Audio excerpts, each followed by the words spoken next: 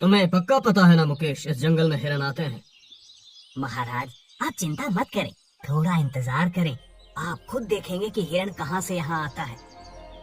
जब तुम कह रहे हो तो जरूर आएगा। चलो थोड़ा रुक कर देखते हैं। महाराज ध्यान से सुनिए, सूखी पत्तियों पर पैरों की आवाज आ रही है। तुम सही कह रहे हो, मुझे भी आवाज सुनाई दे रही है। अब देखते हैं कब आता है। वो देखिए महाराज, हिरण की सींग दिखाई दे रही है।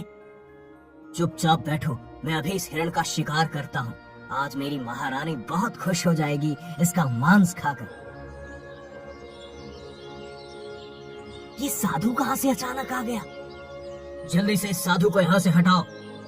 महाराज महाराज साधु को हटाने में हिरण भाग जाएगा। कुछ भी करो, नहीं तो आज मेरा शिकार हाथ से चला जाएगा। अरे ये क्या, हिरण भाग गया। मुकेश, आज दरबार में इस साधु को लाना होगा, इसका न्याय करना ही होगा। इसने मेरे शिकार को भागने दिया, इसे मैं छोड़ नहीं सकता। महाराज पहरेदारों ने उस साधु को पकड़ लिया है, यदि आप कहें तो उसे आपके सामने पेश कर दूं। उसे तुरंत मेरे सामने लाओ, मैं इसे बिल्कुल माफ नहीं करूंगा। पहरेदारों उस साधु को यहाँ ले आओ। प्रणाम महाराज, आपने मुझे दरबार में क्यों बुलाया? तू कहाँ रहता है साधु? महाराज बुरा न माने तो एक बात कहूँ, मैं आपसे उम्र में बड़ा हूँ, क्या आप मुझे थोड़ा सम्मान दे सकते हैं? महाराज से सीधे बात कर, महाराज से सीधे बात मत कर, जो पूछा गया है उसका जवाब दे।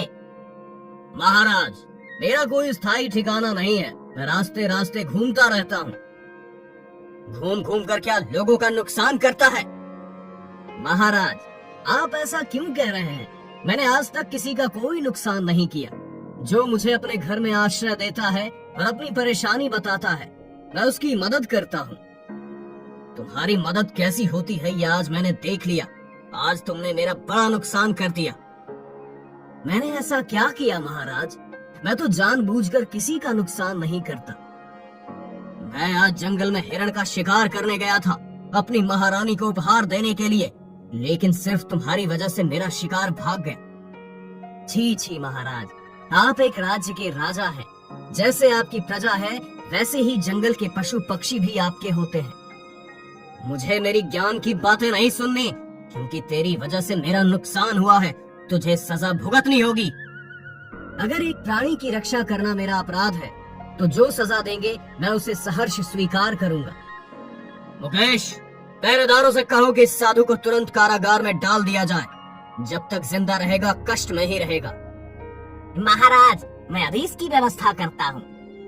महाराज आप जो कह रहे हैं वो गलत है, एक दिन आप अपनी गलती जरूर समझेंगे।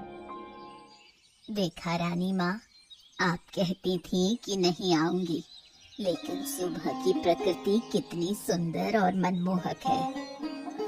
हाँ देख तो रही हूँ, असल में लोगों की इतनी बातों के कारण ही मैं बाहर निकलने से डरती हूँ। रानी माँ, अगर आप लोगों की बातों से डरकर खुद को घर में बंद कर लेंगी तो इससे बड़ी गलती कुछ नहीं होगी। लोग हमेशा चाहते हैं कि आपका जीवन बर्बाद हो जाए, लेकिन महाराज को एक भी संतान न देने का गम आज भी मुझे भीतर से खा रहा है। चाहकर भी मैं कुछ नहीं कर पाती।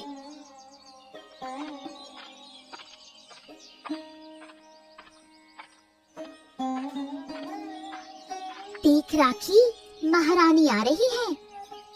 हाय रे, सुबह सुबह महारानी का चेहरा देखना पड़ेगा, अब तो पूरा दिन खराब हो जाएगा।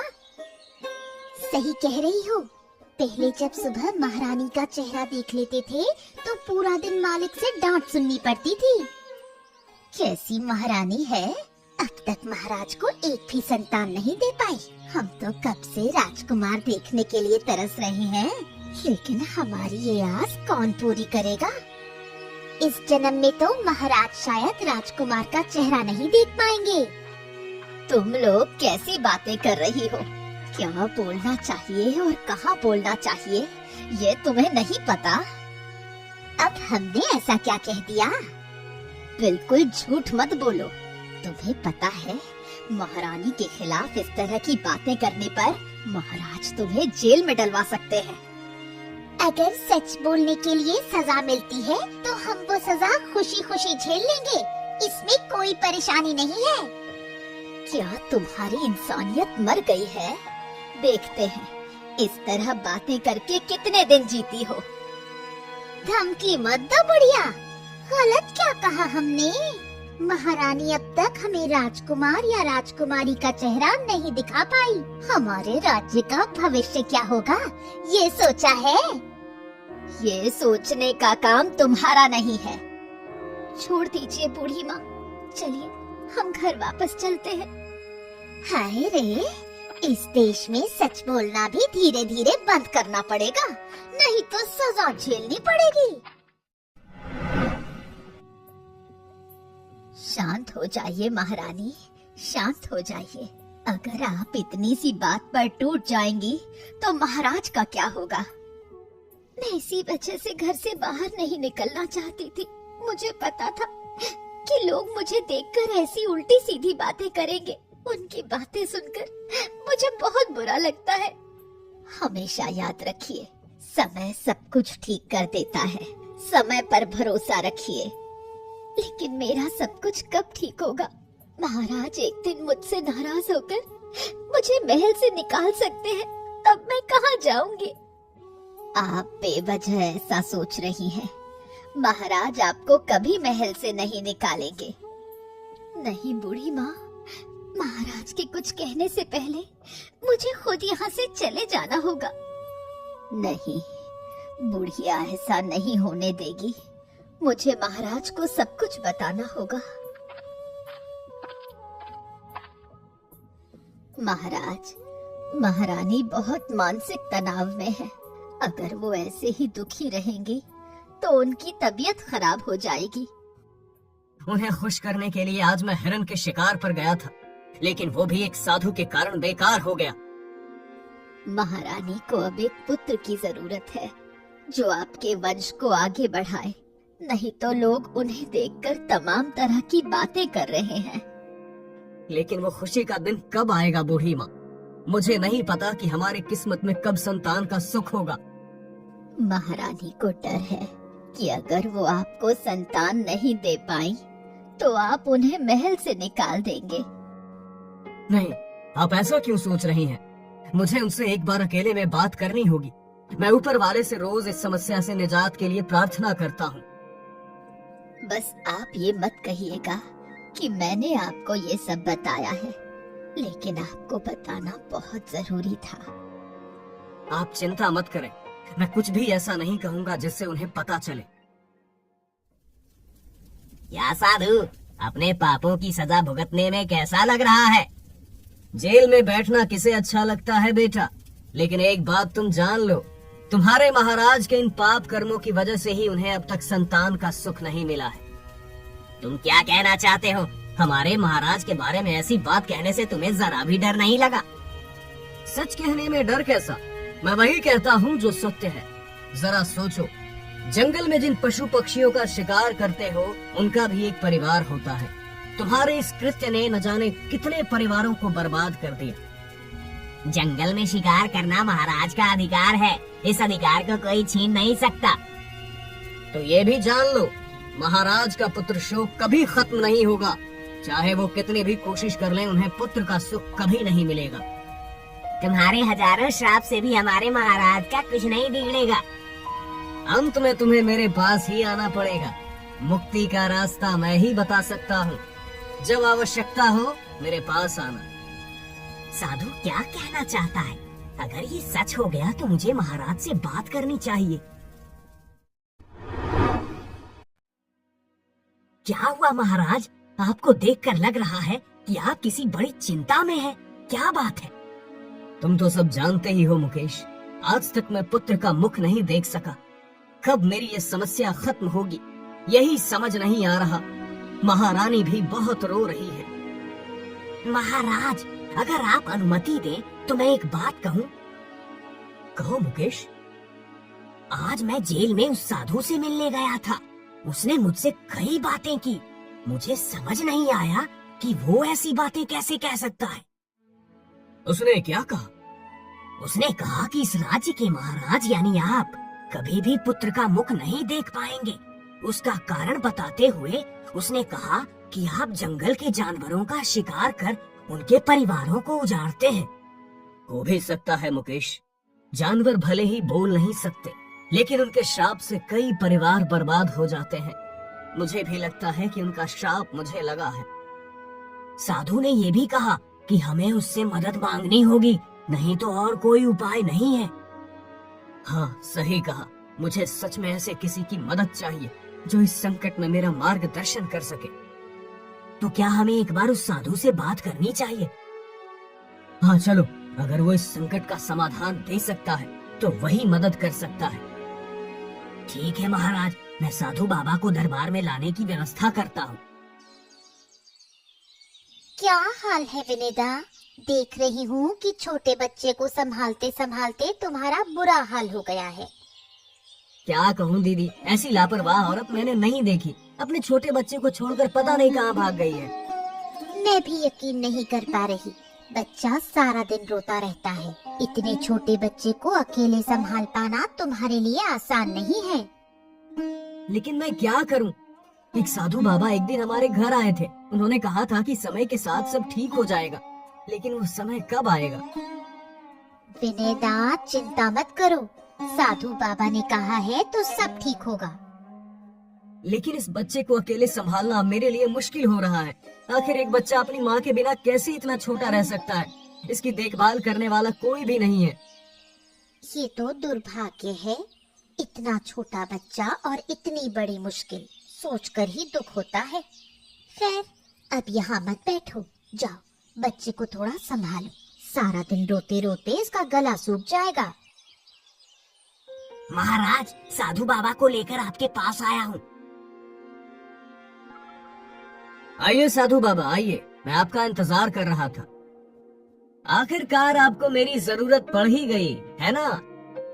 उस दिन के मेरे व्यवहार के लिए कृपया मुझे माफ कर दीजिए। आपके साथ ऐसा व्यवहार करना मेरी गलती थी। अब बताइए, आपने मुझे क्यों बुलाया है? मेरी स्थिति के बारे में आप सब कुछ जानते हैं। मुझे आपको अलग से कुछ बताने की जरूरत नहीं।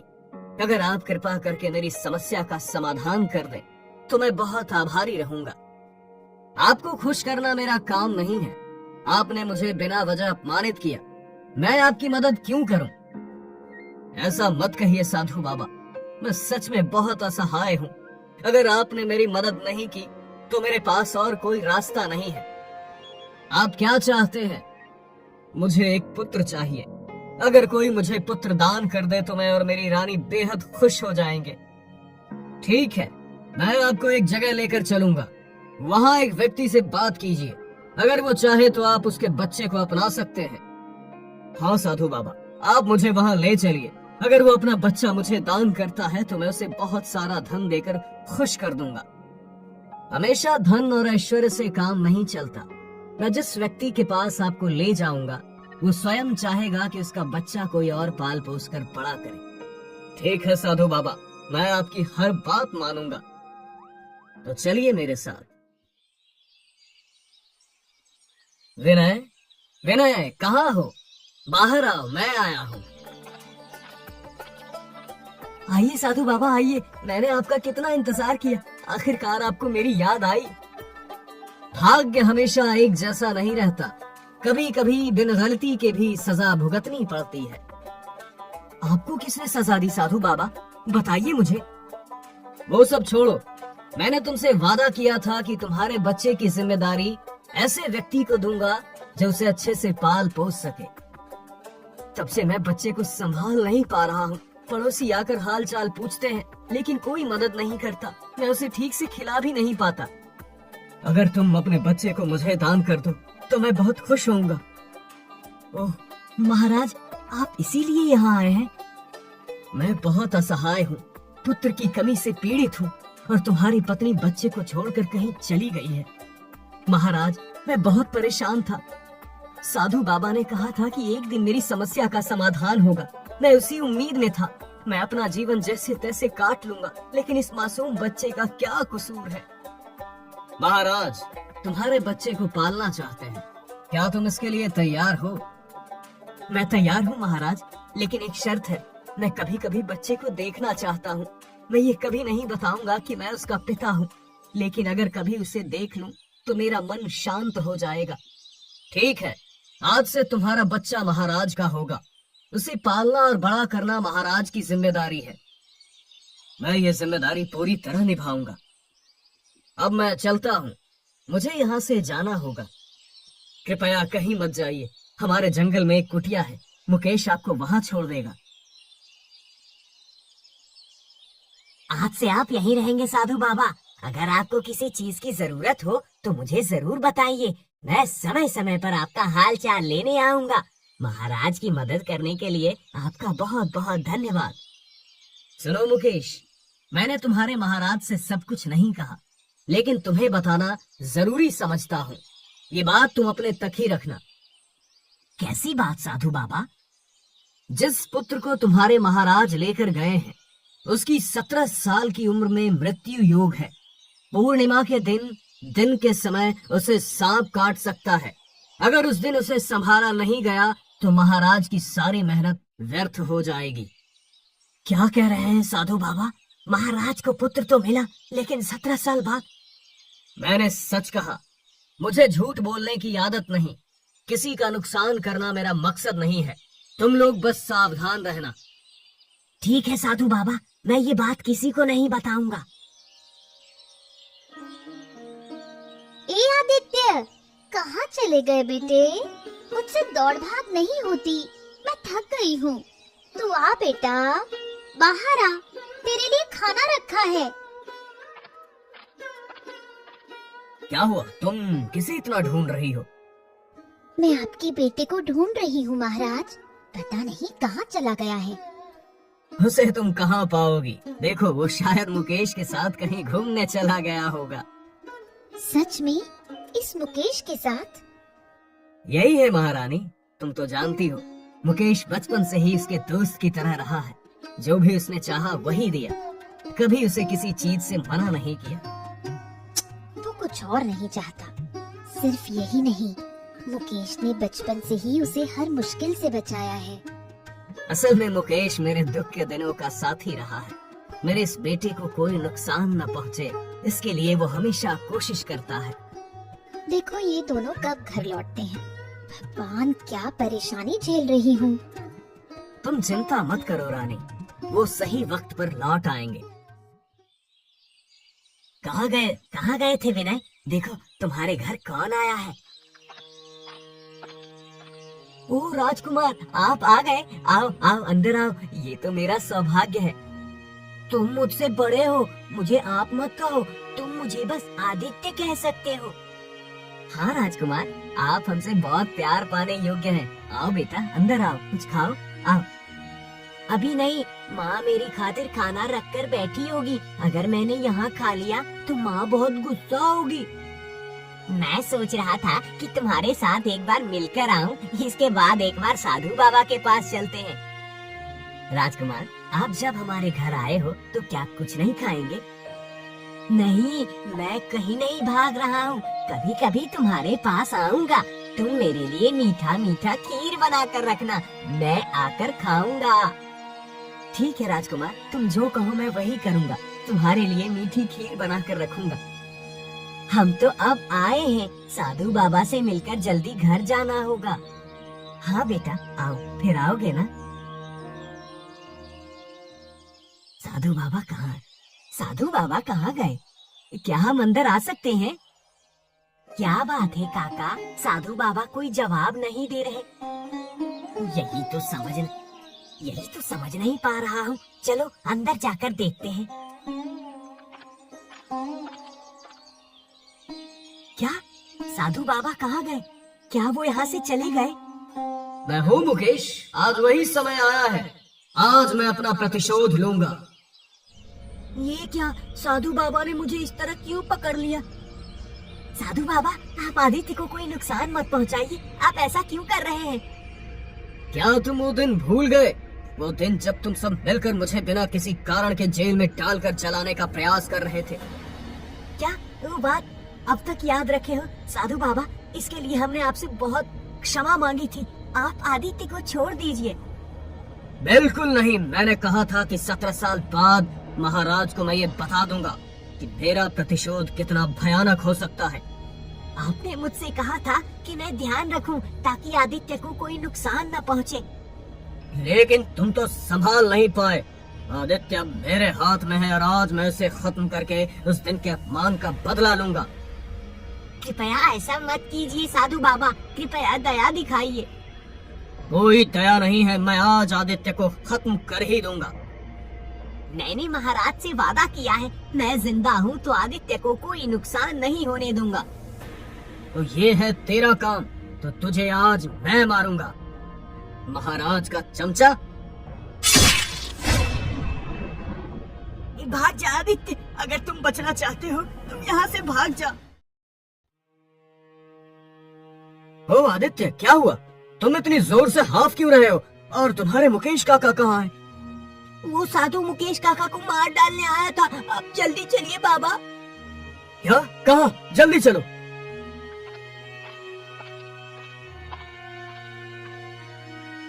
मुकेश, मुकेश, तुम्हारे साथ क्या हुआ? तुम्हारी ये हालत किसने की? वो साधु हमारे आदित्य को हानि पहुंचाना चाहता था। अब तुम ज्यादा बात मत करो, मैं तुम्हें तुरंत वैद्य के पास ले जाता हूँ। नहीं महाराज, अब मैं नहीं बचूंगा। आप मुझे अब नहीं बचा सकते। बस आदित्य का थोड़ा ध्यान रखना। काका, तुम ऐसा मत कहो, मैं तुम्हारे बिना कैसे रहूंगा काका। यही सच्चाई है आदित्य, तुम आज के बाद दुनिया के असली चेहरों को जान सकोगे। तुम राजकुमार हो, हमेशा याद रखना। तुम्हारे नुकसान के लिए शेर की तरह घात लगाए हुए लोग हमेशा छिप कर रहते हैं। अब अपनी रक्षा का जिम्मा तुम्हारा है। मैं समझ गया काका।